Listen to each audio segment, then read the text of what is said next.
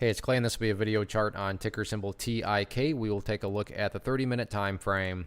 Real quick, what do I mean by 30-minute in case maybe you're new to charts? Instead of each one of these candlesticks here representing 1 day's worth of price action, which is what you would normally see, each one represents 30 minutes. So while this here may look like several days worth of time, it's actually just today's price action broken down into 30-minute time slices. I like through this time frame. I think it's a good job of telling the quote-unquote story of the price, and then just makes mapping out where levels of support and resistance a bit easier to see. I'll be honest, when I pulled this one up, it really caught me off guard because the last time I'd seen it, and looked at it, the price was just doing a great job of just kind of essentially chugging along sideways, building this nice base here. So I was planning on saying, hey, you know what, it's good to see that the chart, sure, it pulled back some, but the price seems to have built a higher base.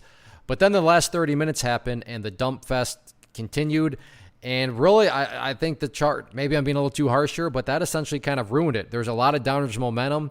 And at this point, there's not that much room where, even if the price were to drop just slightly down below here, what is that doing to the chart? Well, at that point, just with a slight more drop, when you backtrack, that's literally putting the price right back into this big old area where it already was. And not to insult your intelligence, but price movements with true power, with genuine strength, are not going to be going back to where they were. Like I said, that's probably stating the obvious.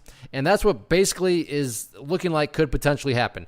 Now, I guess to be fair to the bulls and to the overall chart, maybe the price just all of a sudden starts to go sideways and then works its way back upwards. And like I said, to be fair, from the big picture point of view, that would technically give a set of lows here. You'd have lows down here, and if you picture these as stair steps, okay, then yeah, you would have an argument that the bulls are still constructing higher bases over a longer period of time.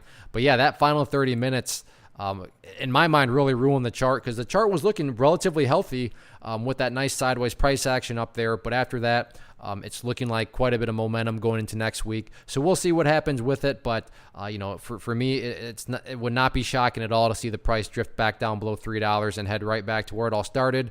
But I definitely could be wrong. So we'll just have to see how next week plays out.